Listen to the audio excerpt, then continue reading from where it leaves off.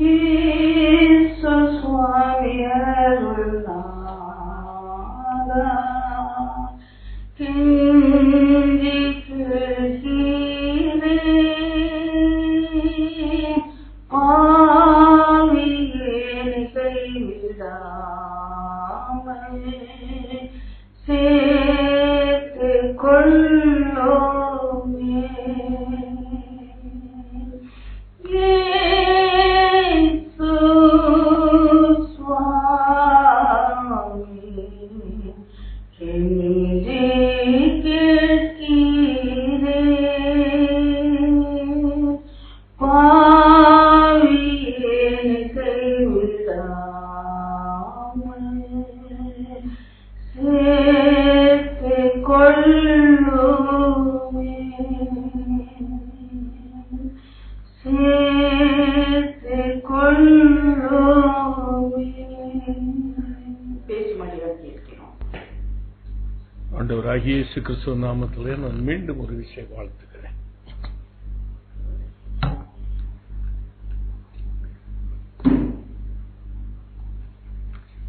ஒரு சில இருதயத்தின் ஆதங்களை நான் ஆராதனை நடத்தும் பொழுது பகிர்ந்து கொண்டேன்.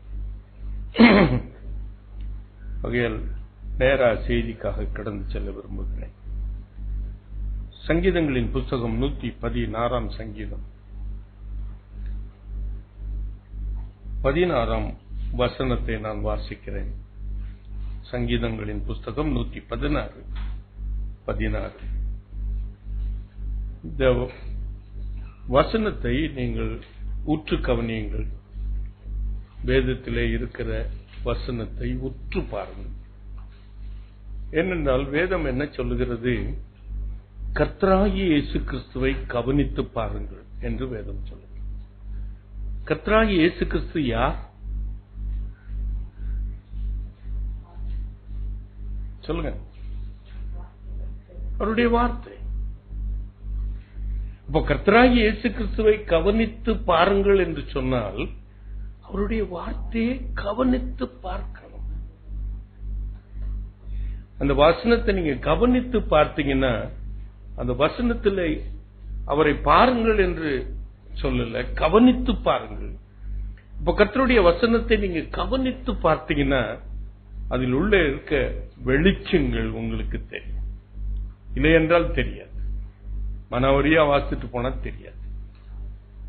கர்த்தாவே, நான் உமது அடியேன், நான் உமது அடியாளின் புத்திரனும் உமது ஊழியக்காரனுமாயிருக்கிறேன். என் கட்டுகளை அவிழ்த்து விட்டீர்.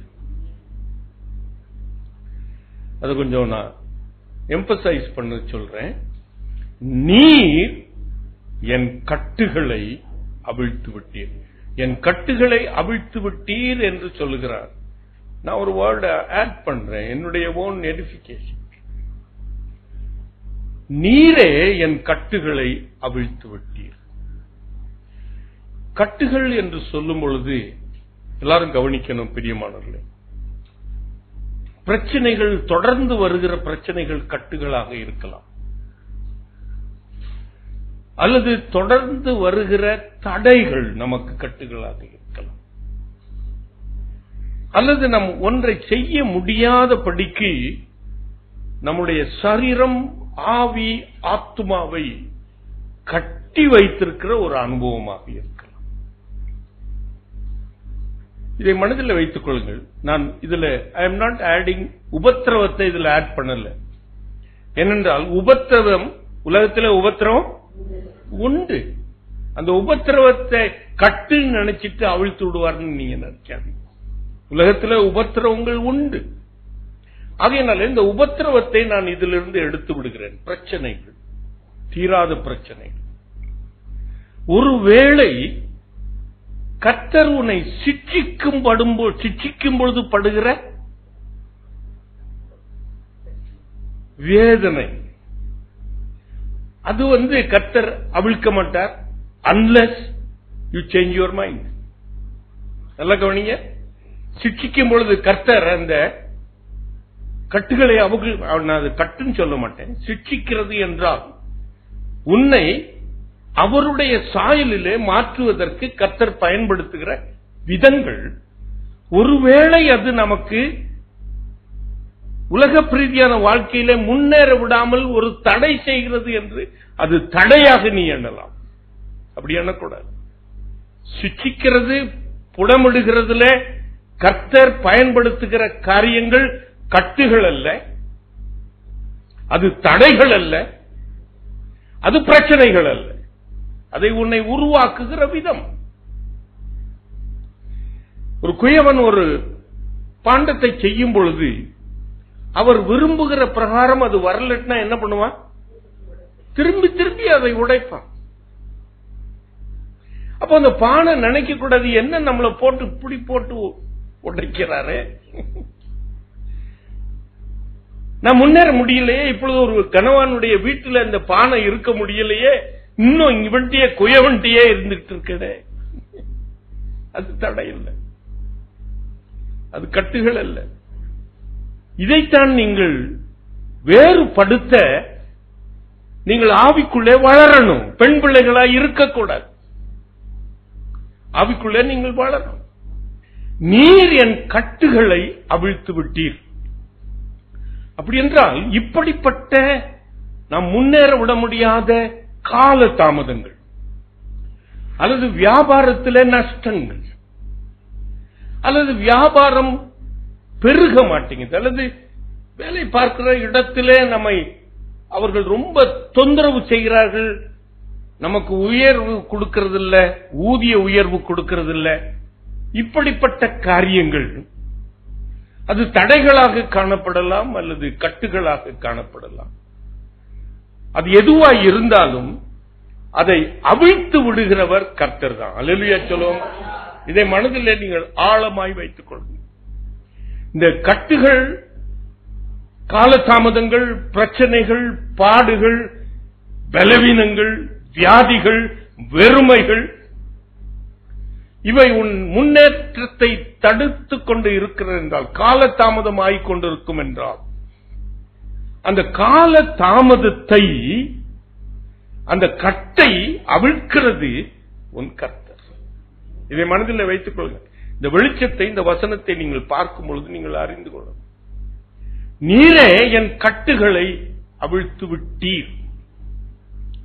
அப்போ நம்முடைய பிரச்சனைகள், பாடுகள், பலவீனங்கள், கட்டுகள், தடைகள் இவைகள் நீக்கப்பட வேண்டும் என்றால், நான் ரொம்ப நாளைக்கு முன்பாடி மீகா 2:13 நான் உங்களுக்கு இடத்துல பேசியிருக்கிறேன். தடைகளை நீக்கி போடுகிற ராஜா உங்களுக்கு முன்பாக செல்வார். இன்றைக்கு அக்டோபர் 1 தேதியுடைய இந்த மாதத்துக்குரிய வாக்குத்தத்தமும் அதை நான் கொடுத்திருக்கிறேன். நீங்கள் அனுதின தியான புஸ்தகத்தில் பார்ப்பீர்கள் என்றால் அதைத்தான் வாக்குத்தத்தமாக கொடுத்து நான் அதுல எழுதியிருக்கிறேன். பேஸ்புக்ல இந்த வசனம் தான் அக்டோபர் 1 தேதி வந்திருக்கும். எனக்கு அன்புக்குரியவர்களே, அநேக தடைகளை நீக்கி போடுவதற்கு what will be your approach? தடைகள் நீக்கப்படுவதற்கு நீ உன்னுடைய அப்ரோச் என்ன?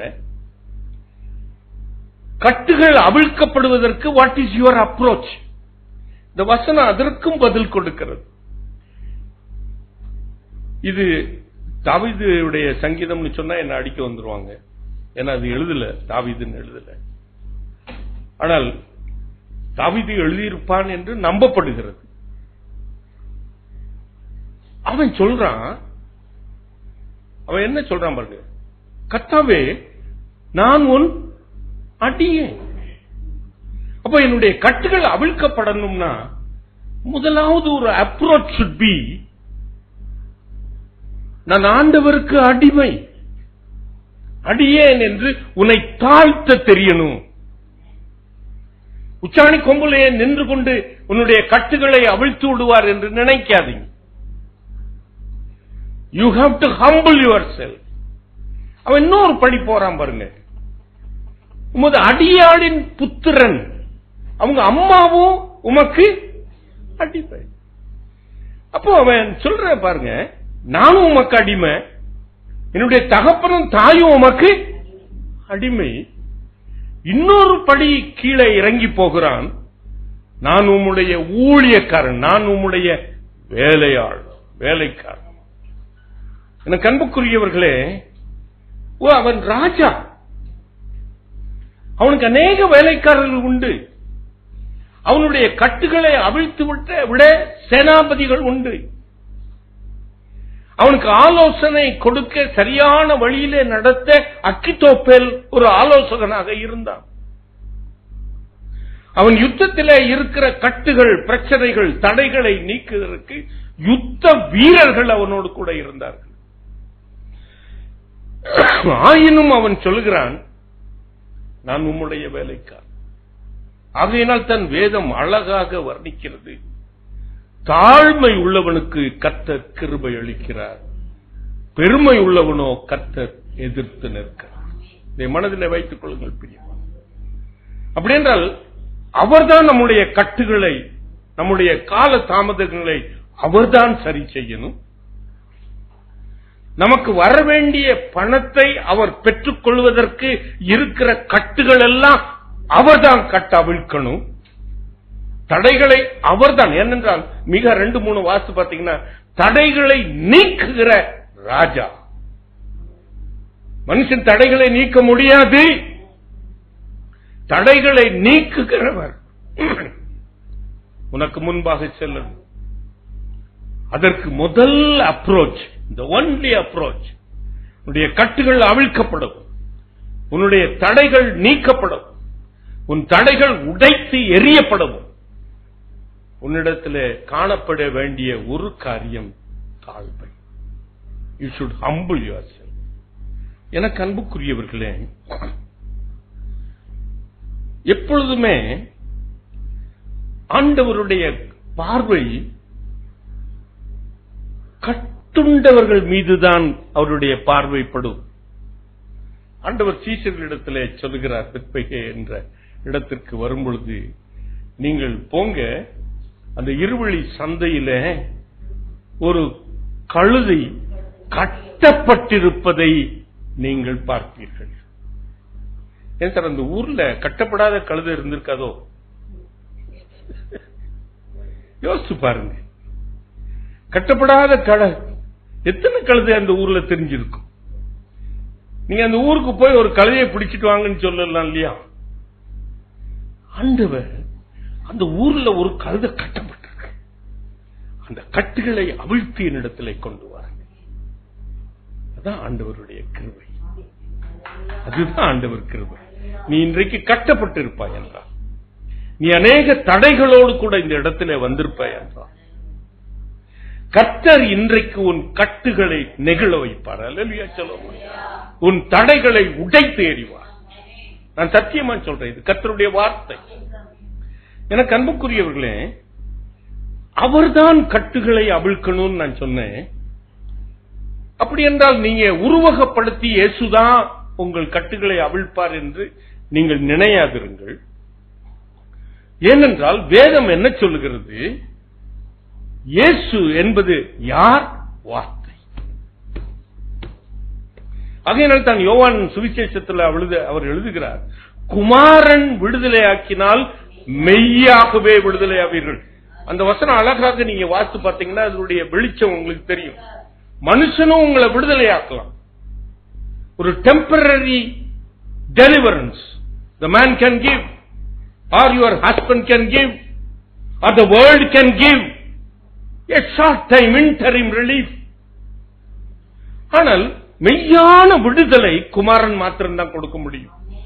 சொல்லிவிட்டு அவர் சொல்லுகிறார், சத்தியத்தை அறிவீர்கள், அந்த சத்தியம் தான் உங்களை விடுதலையாக்கும். கரந்தட்டி ஆண்டவருக்கு.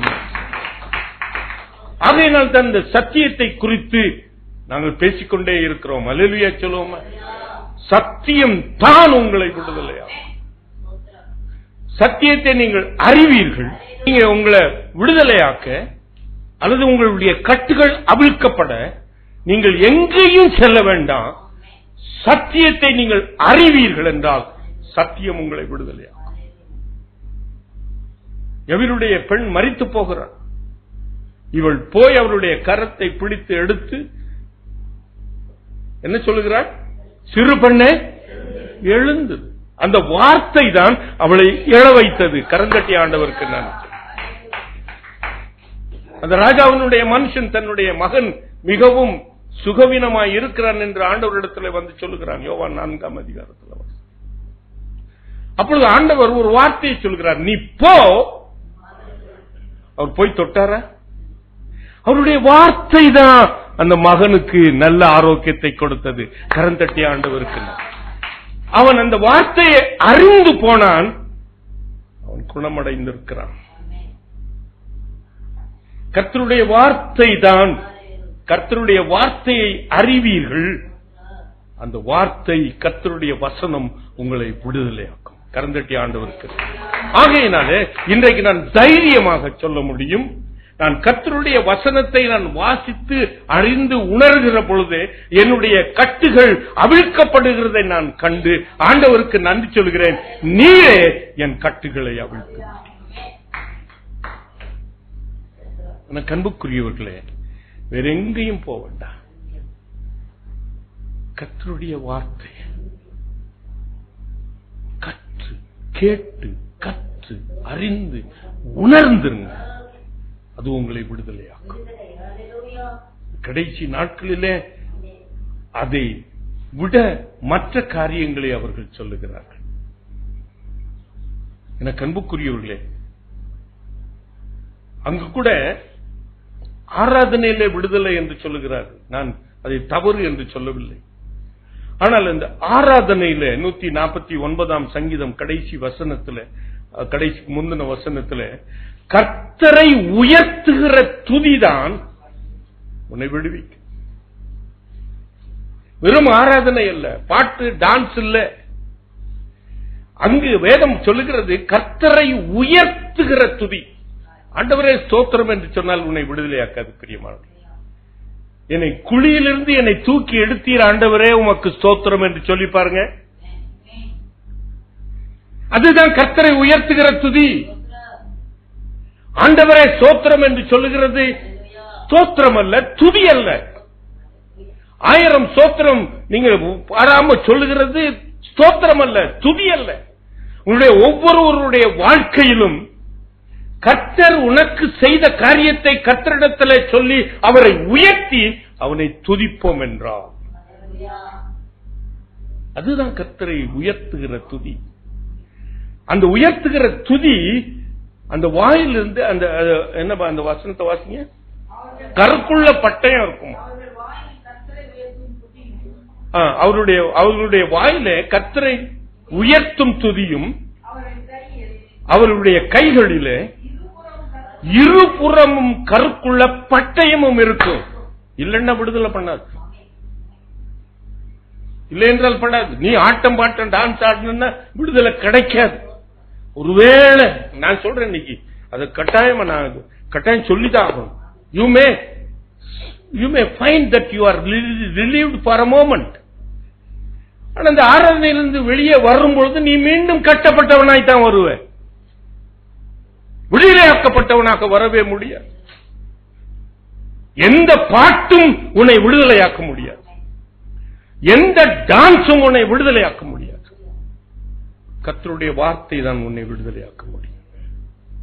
கர்த்தருடைய வார்த்தை, கர்த்தரை உயர்த்துகிற துதிதான் உன்னை விடுதலையாக்க முடியும். சரி, போகட்டும். நம்முடைய முன்னேற்றத்துக்கு தடையாய் இருக்கிற கட்டுகள் யாரால் கட்டப்படுகிறது? அந்த கட்டுகளில் இருந்து நமக்கு எப்படி விடுதலை கிடைக்கும் என்று ஓரிரு சம்பவத்தை நான் வேதத்திலிருந்து நான் வைக்க விரும்புகிறேன். முதலாவது, நம்முடைய சொந்த ஜனங்களே நம்மை முன்னேற விடாதபடிக்கு நம்மை கட்டுகிறார்கள். நல்லா கவனிக்கணும் பிரியமானவர்களே. நியாயாதிபதிகளின் புஸ்தகம் 15ஆம் அதிகாரம் 14ஆம் வசனத்தை வாசிப்போம்.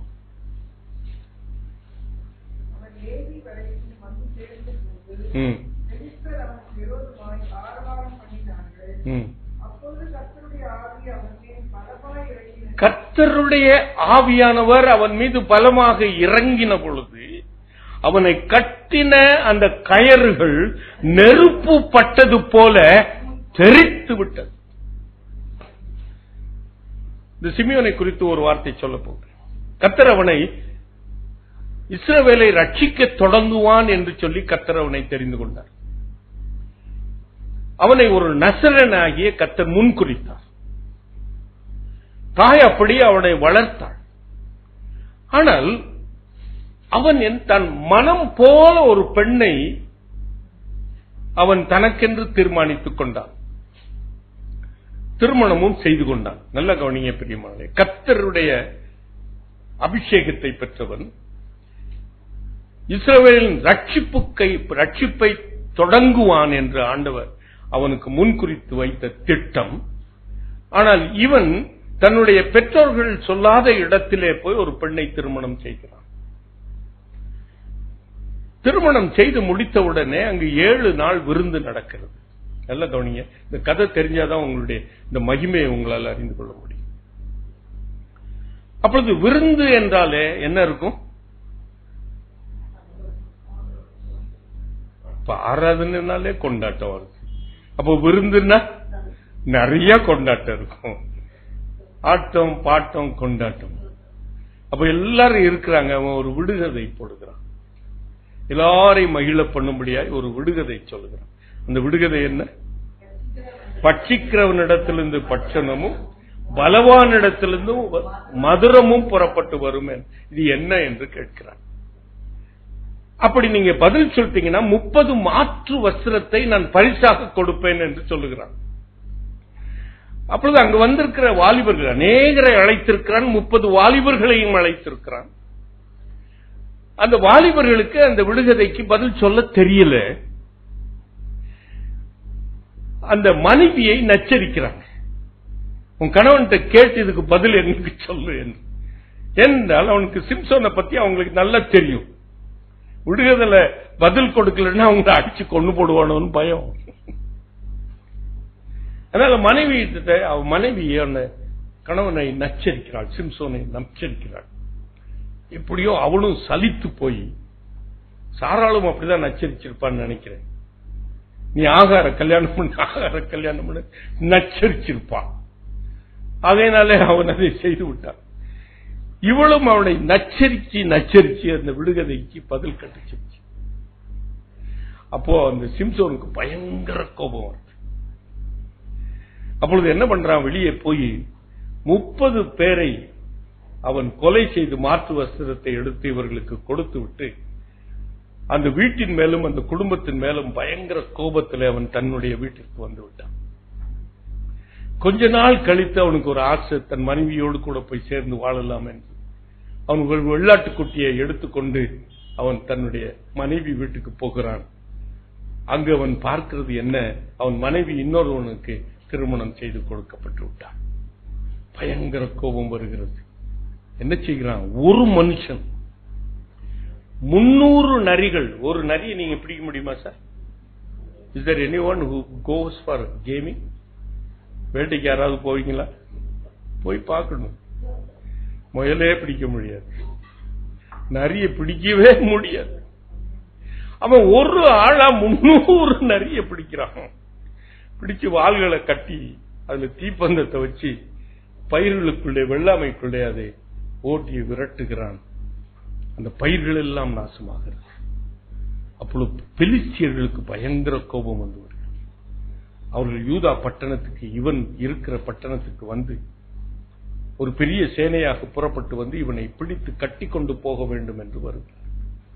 அப்பொழுது யூதாவில் இருக்கிற அவனுடைய ஜனங்கள், நல்லா கவனிங்க, அங்கு வேதம் போட்டிருக்கிறது, அந்த ஜனங்கள் அவனை கட்டி அந்த பெலிஸ்தியர் கையில கொடுக்கிறாங்க. அப்போ அவன் சொல்றான், நீங்க கட்டுனீங்கன்னா கட்டுங்க, என்னை கொன்று போட மாட்டேன் என்று சொன்னா என்னை கட்டுங்க அப்படின்னு அவன் சொல்றான். அவனை கட்டி பெலிஸ்தியர் கையில கொடுக்கிறாங்க. பெலிஸ்தியர் ஒரே ஆர்வாரம் பண்றாங்க.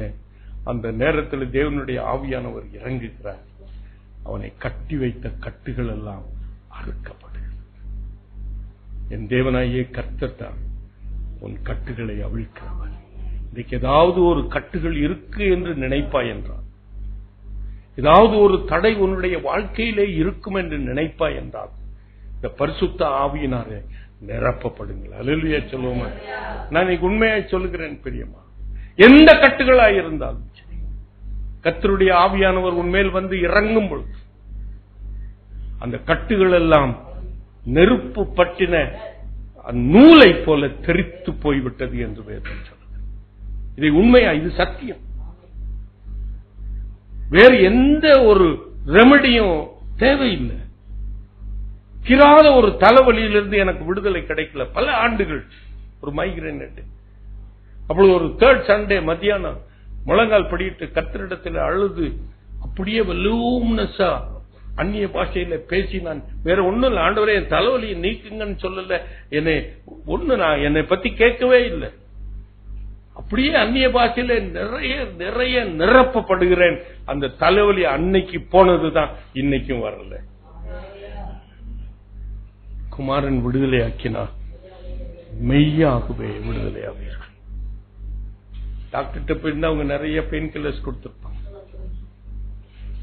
அது என் வயிறை ஓட்ட போடுறது மாத்திரமல்ல, ஒண்ணு சாப்பிட முடியாம போயிடும். ஒரே ஒரு வழி தெரியும் எனக்கு அன்புக்குரியவர்களே. இதை ஒத்த இன்னொரு காரியத்தை சொல்லுகிறேன். குடும்பம் அல்லது உன்னுடைய ஜனங்கள் உன்னை கட்டி வைக்கிறதை கர்த்தர் ஒருவர் தான் கட்டவிழ்க்க முடியும். யோசேப்போடு கூட பிறந்த அவனுடைய சகோதரர்கள் அவனை கட்டும்படியாய் அவனை தண்ணீர் இல்லாத குழியிலே அவனை தூக்கி போடுகிறார்கள். எல்லாத்துக்கும் தெரிந்த சரித்திரம். அப்பொழுது ரூபன் அதை பார்த்து இவன் தண்ணீர் இல்லாத குழியிலே செத்து போவான் என்று சொல்லி மனதுருகி பரிதாபப்பட்டு அவனை வெளியே கொண்டு வந்து மீதியானியர் கையிலே 20 வெள்ளிக்காசுக்கு விற்று போட்டார். அங்கு அவர்கள் போர்த்திபார் என்கிற எகிப்தியனுடைய தனவந்தர் வீட்டிலே அவனை அடிமையாக விற்று போட்டார்கள்.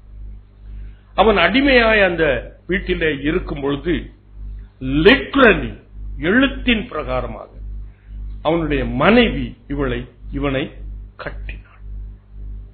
அவன் செய்யாத குற்றத்திற்கு அவன் செய்தான் என்று சொல்லி அவனை சிறைச்சாலையிலே அவனை போட்டு விட்டார்கள். செய்யாத குற்றத்திற்காக அவன் கட்டப்பட்டான். அந்த போர்த்திபாருடைய மனைவி அவனை கட்டி சிறைச்சாலைக்குள்ளே வைத்தான். 105 சங்கீதம் 18வது வசனத்தை வாசித்து பாருங்க. அங்கு அழகாக வேதம் சொல்லுகிறது. அவனுடைய கால்கள் விலங்கினால் கட்டப்பட்டிருந்தது. சிறைச்சாலைக்குள்ளே போட்டிருக்கிறான். எழுத்தின்படி அவன் கட்டப்பட்டான். செய்யாத குற்றத்திற்காக அவன் கட்டப்படுகிறான். அவனுடைய நமக்கெல்லாம் சரீரம் இருக்கு, ஆவி இருக்கு, ஆத்மா இருக்கிறது. அவனுடைய சரீரம் கட்டப்படுகிறது. அவனுடைய கால்கள் விலங்கினால் கட்டப்படுகிறது. அவனுடைய ஆவியும் கட்டப்படுகிறது. அங்கு வேதம் அழகாக சொல்லுகிறது. இதை வாசிக்கும் பொழுது நான் மிகவும் அதிர்ந்து போனேன். அவனுடைய ஆவி, அதாவது அவனுடைய பிராணனும் இரும்புக்குள் அடைப்பட்டிருந்தது. அவனுடைய ஆவி சொல்லிக்கிட்டே இருக்கு, ஐயோ நான் குற்றமில்லாமல் பிடிக்கப்பட்டு விட்டேனே, நான் செய்யாத குற்றத்திற்காக நான் கட்டப்பட்டு விட்டேன். நம்முடைய ஆவி அநேக நேரத்தில் முறிந்து போகிறது. செய்யாத காரியத்திற்காக செய்தோம் என்று நாம் கட்டப்படும் பொழுது we are not able to accept it. யோசேப்பால் அதை அவனால் ஏற்றுக்கொள்ள முடியல. அவன் சரீரமும் விலங்கிடப்பட்டிருக்கிறது. அவனுடைய ஆவியும் இரும்புக்குள் அவனுடைய பிராணனும் இரும்புக்குள் அடைப்பட்டிருந்தது என்று வேதம் சொல்லுகிறது. அப்படி என்றால் அந்த அவனுக்குள் இருக்கிறது இன்னொன்னு என்னது? சரீரம் கட்டப்பட்டிருக்கிறது, ஆவி இரும்புக்குள் அடைக்கப்பட்டிருக்கிறது, அவனுடைய ஆத்மா மாத்திரம் விடுதலையாக்கப்பட்டிருக்கிறது. ஆகையினால் தான் வேதம் சொல்லுகிறது, சிறைச்சாலையிலும் கர்த்தர் யோசேப்போடு கூட இருந்தார். நான் இன்னைக்கு சொல்றேன் பெரியமானே, ஆண்டவர் ஒரு முட்டாள் அல்ல. அவர் என்னோடு கூட இருக்கிறார் என்றால் நான் அவரோடு கூட உறவாடினால் தான் அவர் என்னோடு கூட இருப்பார். இதை மனதில் வைத்துக் கொள்ள. கர்த்தர் என்னோடு கூட இருக்கிறார் என்று சினிமா கொட்டைக்கு போய் பாருங்க, இருப்பாரோ? மீன் பொறிச்சிட்டு இருங்க கோயில்ல, இருப்பாரோ? மனதில் வைத்துக் கொள்ளுங்கள் பிரியமானவர்களே. I am very very very very இந்த கடைசி காலத்தில் வைராக்கியமாய் இருக்கிறேன். கர்த்தருடைய வார்த்தை பிரசங்கிக்கிற பட இடத்துல கர்த்தரவனோடு கூட இருந்தார். ஆனால் யோசேப்பும் கர்த்தரோடு கூட இருந்தார், உறவாடி கொண்டிருந்தார். அந்த ஆத்துமா ஒருவேளை காவல் பட்டிருந்தா கூட, தாவீது சொல்றான் 142 சங்கீதம் 7வது வசனத்தில், நான் கர்த்தரை துதிக்க முடியாதபடிக்கு என் ஆத்துமா காவல் பட்டிருக்கிறது. ஒருவேளை இங்கு யோசேப்பினுடைய ஆவி கட்டப்பட்டிருக்கிறது, அவன் ஆத்துமாவை விடுவித்து வைத்திருந்திருப்பான். ஆகையினால் தான் அவன் கர்த்தரோடு கூட அவனும் சஞ்சரித்தான். கரந்தட்டியானவன் அப்படிப்பட்டவனாய் இருந்தாலும் அந்த கட்டுகளை அவிழ்ப்பதற்கு அதிகாரம் 40-41 அதிகாரத்தை வீட்டுக்கு சென்று வாசிப்பார்.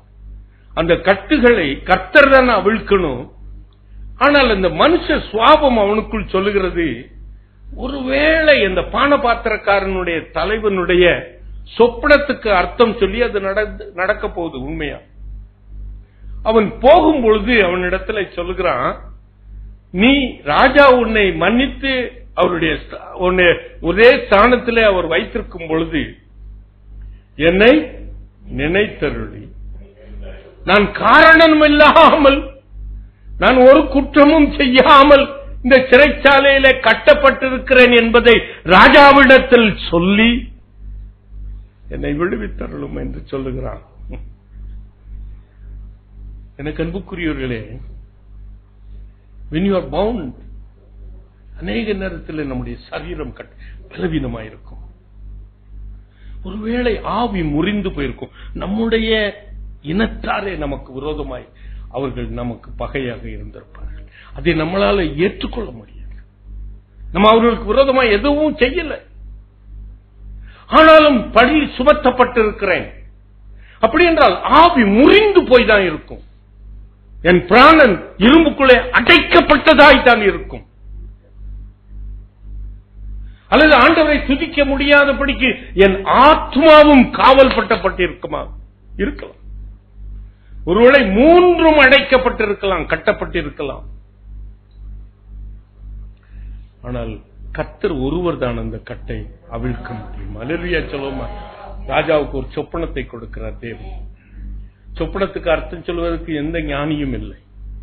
அப்படி யோசேப்பை குறித்து கேள்விப்படுகிறான். யோசேப்பை கொண்டு வருவதற்கு தீவிரத்தை அனுப்புவார். நீங்க ராஜாவுக்கு போகும்போது, அல்லது சிறைச்சாலையில் அவன் இருக்கும் பொழுது, யாராவது அவன் போத்திபாருடைய மனைவியில நீ தப்பாய் நடந்து கொண்டான் கேட்டான? அருமை. ராஜா கேட்டாரா? எல்லாமே மறக்கப்பட்டு விட்டது. பிரியமானவர்களே, கர்த்தர் உன் கட்டுகளை அவிழ்த்தால் உனக்கு பின்னாக இருக்கிற அத்தனை, உனக்கு எதிராய் செய்யப்பட்ட அத்தனை காரியங்களையும் கர்த்தர் நெகிழ பண்ணி விடுவார். அல்லேலூயா சொல்லுமா. You will make it everything new. You will make it everything new. உன் மேல ஒரு பழி சொல்லும் இருக்க முடியாது. யோசேப்பை எவனாவது அப்புறம் பழி சொன்னானா? நீ ஜெயிலிருந்து வந்தவன் தானே? நீ போர்த்திபார் மனைவியோட தப்பா நடந்துட்டு வந்தவன் தானே? யாராவது கேட்டாங்களா? உன்னை சுற்றிலும் இருக்கிற இந்த பழி சொற்களும் கூட கர்த்தர் நீக்கி போடுவார். கரந்தட்டி ஆண்டவருக்கு நன்றி. யோபுவின் புத்தகம் 12 அதிகாரம் 18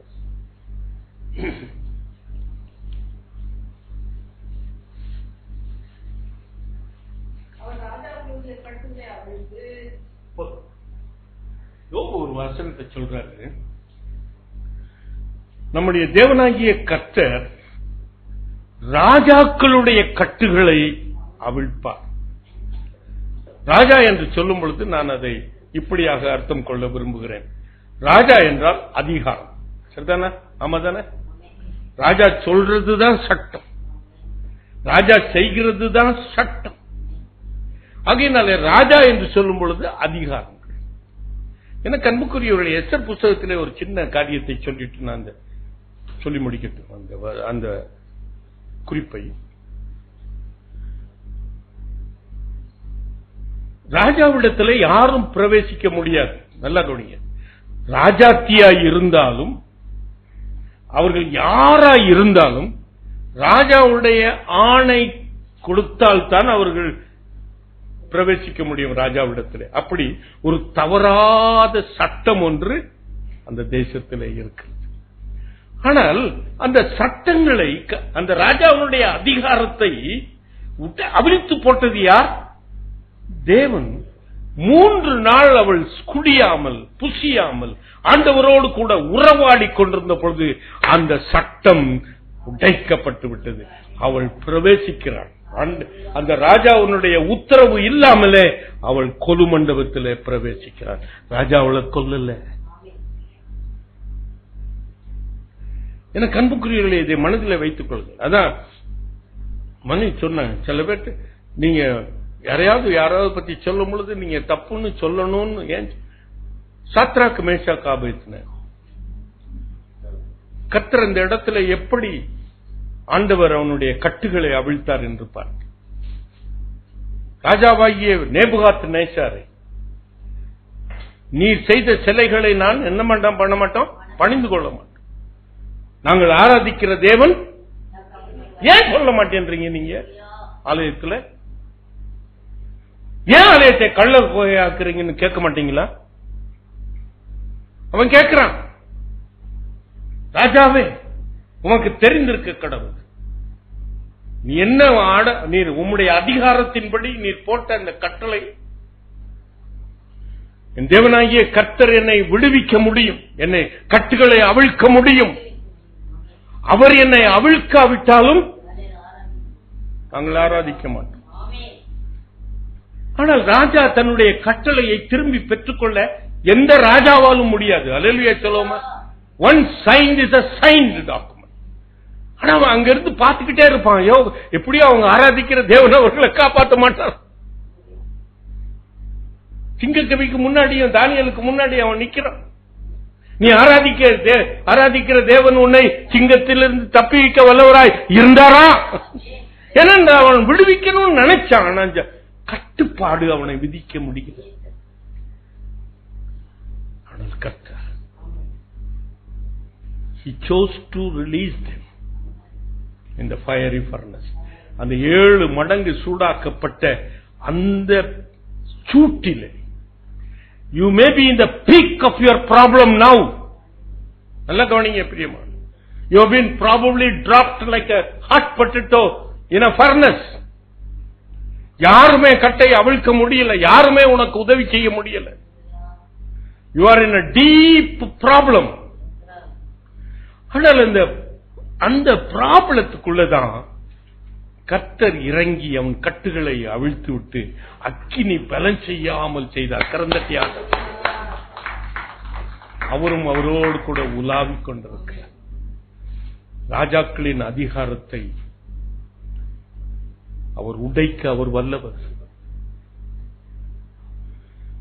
ராஜாவின் இருதயத்தை நீர்க்கால்களைப் போல திருப்பிவிட வல்லமை உடையவர். கரந்தட்டி ஆண்டவருக்கு நன்றி சொல்லுவோம். இதுதான் எங்களுடைய வாழ்க்கையில். இந்த அறையை நாங்கள் 2000 கட்டினோம். அதற்கு முன்பாக கீழே கூட்டங்கள் நடத்திட்டு வந்தோம். நிறைய பேர் வருவாங்க. அப்போ அந்த ஹாலு, அதுல இருக்கிற டைனிங் டேபிள் எடுத்து வெளியே போடுவோம், சோஃபா எடுத்து வெளியே போடுவோம், அங்க உள்ள எல்லாத்தையும் எடுத்து வெளியே போடுவோம். பெட்ரூம்ல ஒரு கட்டிலுக்கு மேல இன்னொரு கட்டில தூக்கி வைப்போம். எல்லாம் ஏன்னா பெட்ரூம்லயும் இருப்பாங்க, இந்த பெட்ரூம்ல இருப்பாங்க, ஹால்ல இருப்பாங்க, கிச்சன்ல இருப்பாங்க, ஸ்டேர்கேஸ்ல இருப்பாங்க, வெளியே இருப்பாங்க. ஆனால் ஒவ்வொரு நாளும் வயதாகிக்கொண்டே வந்தது எனக்கும்.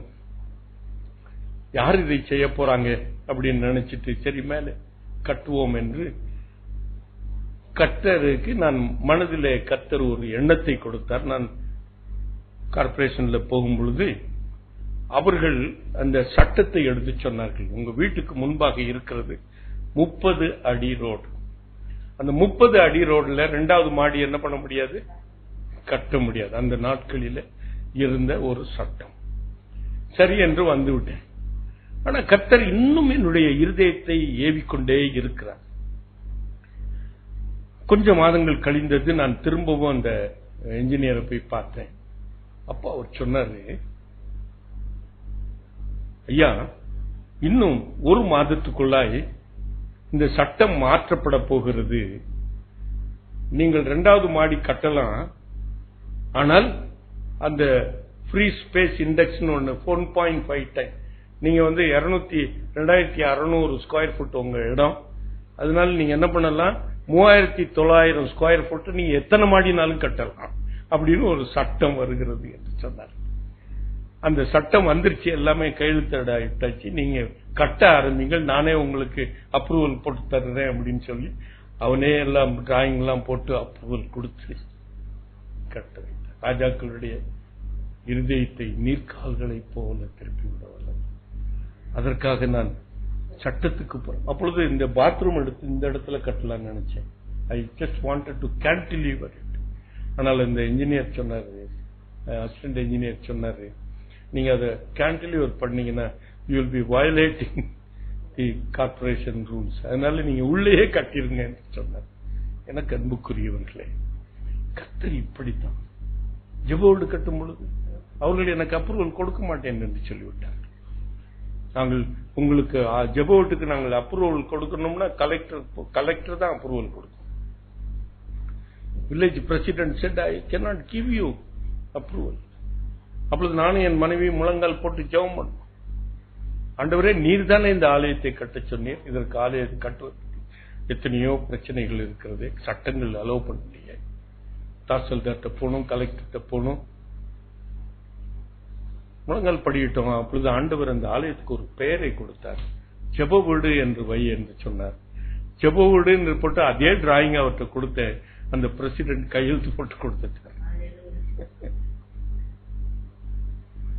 அதிகாரத்தை கூட, அதில் வருகிற தடைகளை கூட கர்த்தர் மாற்ற வல்லவராயிருக்கிறார். கரந்தட்டி ஆண்டவருக்கு நன்றி. லூக்கா 13ஆம் அதிகாரம் 16வது வசனம்.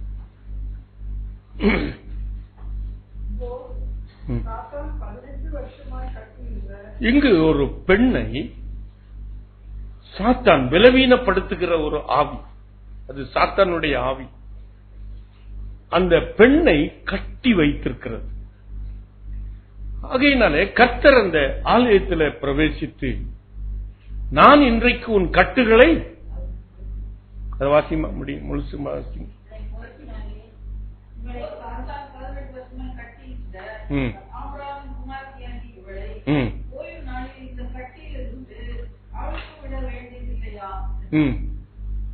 அவருடைய கட்டுகளை அவிழ்த்து விட வேண்டியது அல்லவா என்று ஆண்டவர் கேட்கிறார். அவள் கட்டுகள் அவிழ்க்கப்பட்டதற்கு ஒரு காரணத்தையும் அங்கே சொல்லுகிறார். நல்ல கவனிக்க பிரியமான, நம்முடைய கட்டுகள் அவிழ்க்கப்பட வேண்டும் என்றால் தாழ்மை இருக்கணும்னு நான் இன்ட்ரோடக்ஷன்ல சொன்னேன். இங்கு இவளுடைய பலவீனப்படுத்துகிற 18 ஆண்டுகள் அவளை கட்டி வைத்திருந்த அந்த பலவீனப்படுத்துகிற அந்த ஆவியை கர்த்தர் கட்டவிழ்க்க வேண்டும் என்பதற்கு ஆண்டவர் கண்டுபிடித்த ஒரு காரியம், இவளும் ஆபிரகாமின் குமாரத்தி அல்லவா. ஆபிரகாம் குமாரத்தி என்று நாம் சொல்லும் பொழுது நாம் அநேக நேரத்தில் ஆபிரகாம் விசுவாசித்தான், அந்த விசுவாசம் இவளுக்குள் இருந்தது என்று நினைத்து விடலாம். கர்த்தர் ஏன் ஆபிரகாமின் குமாரத்தி என்று சொன்னார்? ஒருவேளை இவளும் இஸ்ரவேல் வம்சத்தாளா இருக்கக்கூடும். இப்படியெல்லாம் பல காரணங்கள் நம்முடைய அறிவுக்கு புலப்படும். ஆனால் அந்த வசனத்தை, அந்த பகுதியை வாசிக்கும் பொழுது கர்த்தர் எனக்கு காண்பித்த ஒரு காரியம், ஆபிரகாமின் குமாரத்தி என்று சொல்லும் பொழுது, ஆபிரகாம் ஒரு ஆராதனை வீரன் என்று யாருக்கும் தெரிய முடியாது. அவனை ஊரை விட்டு அவன் புறப்பட்டு வரும் பொழுது, நான் சொல்லுகிற இடத்துக்கு போ என்று சொல்லும் பொழுது அங்கு ஒரு பலிபீடத்தை கட்டி அவன் கர்த்தருடைய நாமத்தை தொழுது கொண்டான். ஒவ்வொரு இடம் பெயர்ந்து அவன் போகும்பொழுது ஒரு பலிபீடத்தை கட்டுவான். பலிபீடத்தை கட்டி அந்த இடத்துல கர்த்தருடைய நாமத்தை என்ன பண்ணுவான்? தொழுது கொள்வான். விசுவாசம், கர்த்தருக்கு கீழ்ப்படிந்தான், கர்த்தருக்கு பயந்து நடந்தான். இதெல்லாம் நம்ம பிரசங்கத்தில் சொல்லுகிற பாயிண்ட்கள். ஆனால் அவன் ஒரு தொழுகை வீரன். அல்லேலூயா சொல்லுவோமா? ஒரு ஆராதனை வீரன். ஒவ்வொரு இடத்திலும் பலிபீடத்தை கட்டி கர்த்தருடைய நாமத்தை தொழுது கொண்டான். நல்ல கவனிங்க, 22ஆம் அதிகாரம் ஆதியாகமம் 5வது வசனத்துல அவன் சொல்லுகிறான், நல்ல கவனிக்க பிரியமானவர்களே, அந்த வேலைக்காரர்கள் கர்மேல் பர்வதம் தெரிஞ்சு வந்துருச்சு, மோரியா மலை பக்கத்துல வந்துருச்சு.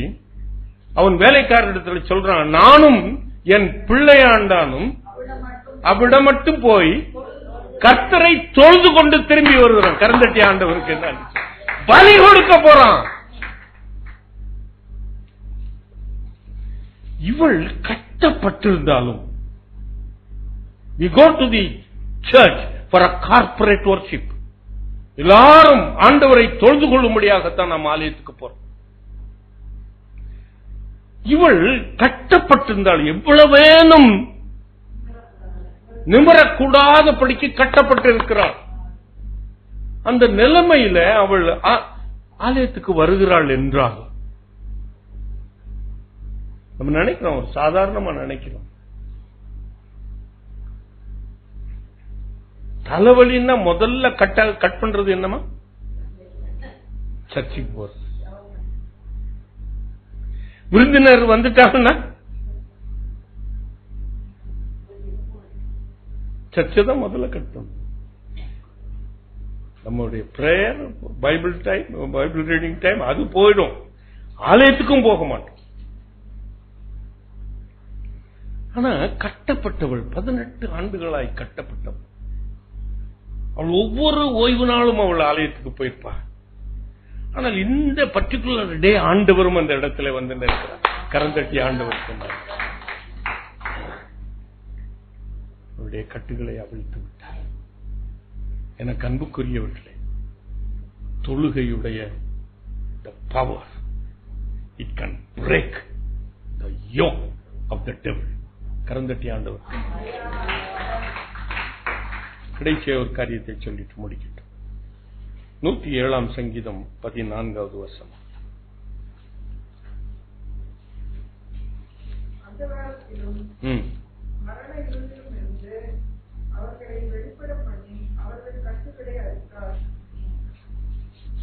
சங்கீதக்காரன் இங்கே சொல்றான், அந்தகாரத்திலிருந்தும் மரண இருளிலிருந்தும் அவர்களை வெளிப்பட பண்ணி அவர்கள் கட்டுகளை அவர்தான் இருக்கப்படும்.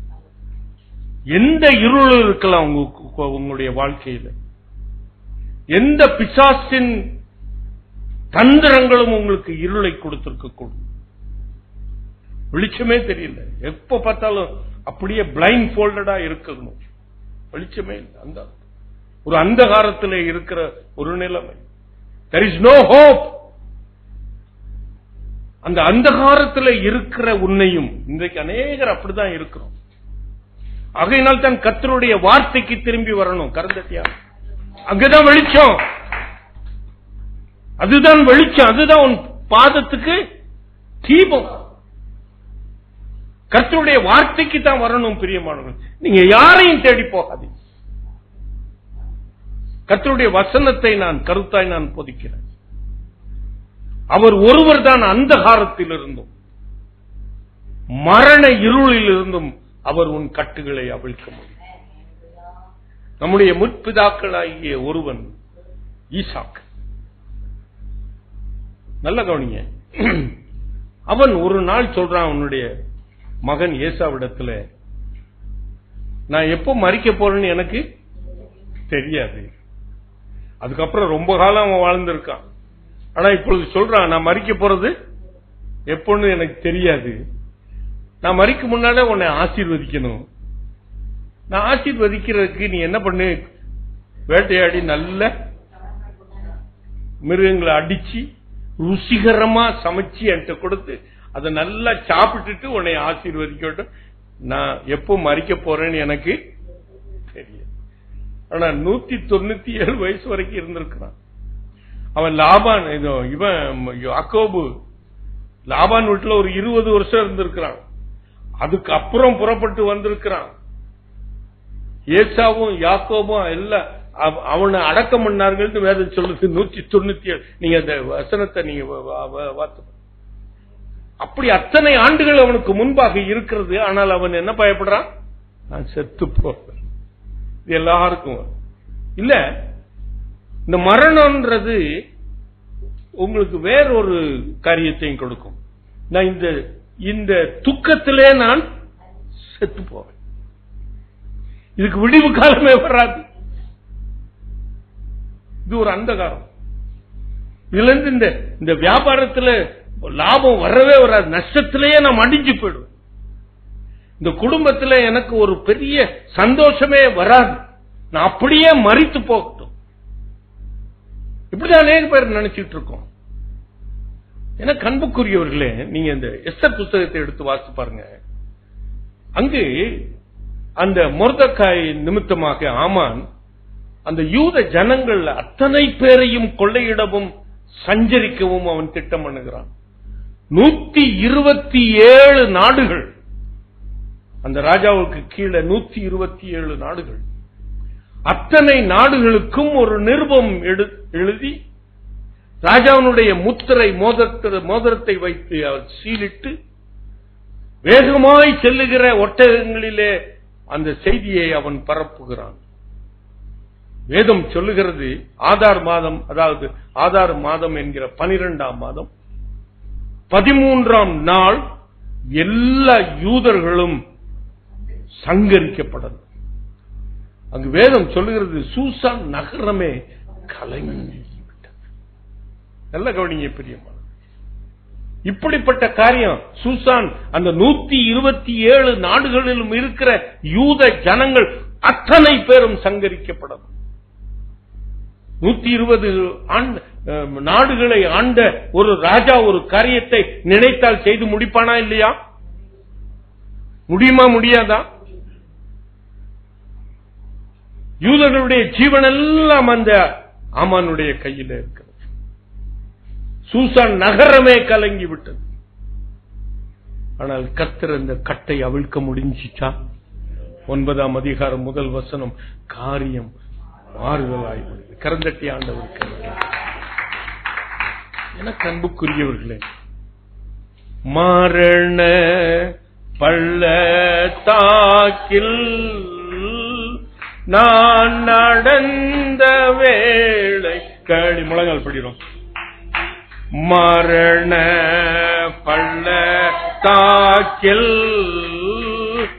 நான் நடந்த வேளைகளில் கர்த்தரே என்னோடிருந்தே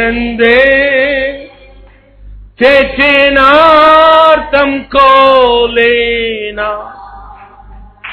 கர்த்தரே என்னோடிருந்தே தேற்றினார் தம் கோலேனார். பாத்திரம் நிரம்பி வழி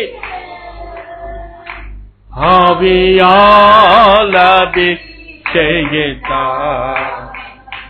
பாத்திரம் நிரம்பி வழிய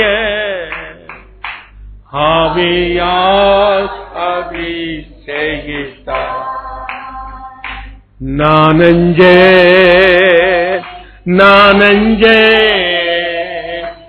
என் இயேசு என்னோடிருப்பதா. நானஞ்சே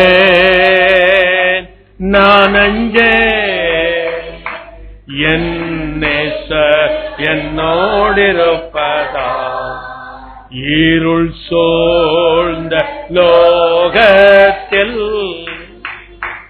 இமை பொழுதும் தோங்காமல், இருள் சூழ்ந்த லோகத்தில் இமை பொழுதும் தோங்காமல், கண்மணி போல என்னை கர்த்தர் இயேசு காத்தாரே. கண்மணி போல என்னை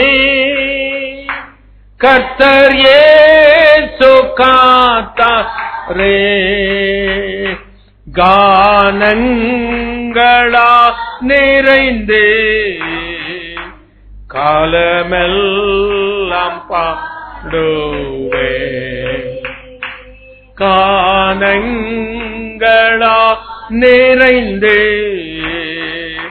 காலமெல்லாம் பாடுவே நானஞ்சே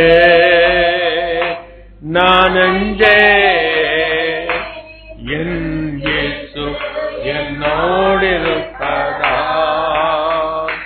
நானஞ்சே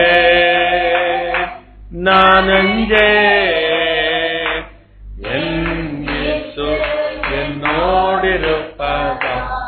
முழங்கால் படியிடும். பல ஆண்டுகளுக்கு முன்பாக ஒரு வாலிப பிள்ளை ஒரு இனம் தெரியாத சுரத்தினால் பல மாதங்கள் ஒரு ஹாஸ்பிட்டல்ல அட்மிட் பண்ணி வச்சிருந்தார். பல ஆண்டுகளுக்கு முன்பு. அப்பொழுது இந்த தாய் எங்களுக்கு போன் பண்ணி சொன்னாங்க. ரொம்ப நாள் கழித்ததுக்கு அப்புறம் எனக்கு போன் பண்ணி சொன்னாங்க, ஐயா நீங்க வந்து ஜெபம் பண்ணிட்டு போங்க. நானும் என் மனைவியும் போனோம். 3 மாத காலமாய் அவள் ஆஸ்பத்திரியிலே படுத்து கிடக்கிறாள். டாக்டர்கள் எது என்று அவர்களால் கண்டுபிடிக்க முடியல. மிகுந்த பாரத்தோடு கூட இந்த பாடலை நாங்கள் பாடினோம். இந்த பாடலை கேட்டுக்கொண்டிருந்த நேரத்தில் கர்த்தர் அந்த பிள்ளைக்கு சுகத்தை கொடுத்தார். எனக்கு அன்புக்குரியவர்களே, மரண இருளின் பள்ளத்தாக்கிலே கிடந்த அந்த வாலிப பிள்ளை, அதற்கப்புறம் அவளுக்கு திருமணமாகி அவள் இங்கிலாந்து தேசத்திலே இருக்கிறாள். எனக்கு அன்புக்குரியவர்களே, முழங்கால் படியிடும். கர்த்தர் தான் இருளின் அதிகாரத்தை நீக்குகிறவர், கட்டுகளை அவிழ்க்கிறவர், தடைகளை உடைத்து எரிகிறவர் உன் ஆண்டவர் தான். அலைகள் படவின் மேல் மோதிய ஆழ்த்தினாலும், அலைகள் படவின் மேல் மோதிய ஆழ்த்தினாலும், கடல் மேல் நடந்து வந்தே கர்த்தரே என்னை தூக்கினார். கடல் மேல் நடந்து வந்தே கர்த்தரே என்னை தூக்கினார். ஆடல் நீக்கியவர் ஆமை படுத்தினார். ஆடல் நீக்கியவர் அமைதி படு